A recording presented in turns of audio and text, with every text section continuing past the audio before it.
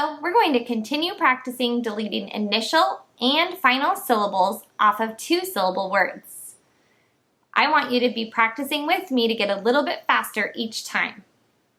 If you make a mistake, that's okay. Try the next one. The word is harbor. Say harbor. Now say harbor, but don't say har.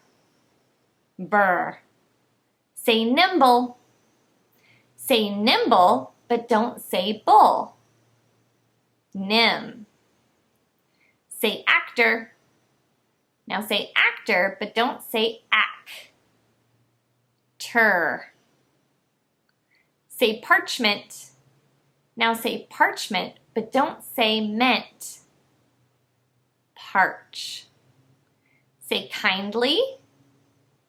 Now say kindly, but don't say kind. Lee.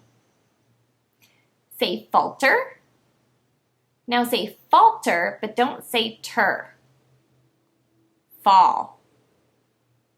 Say parka.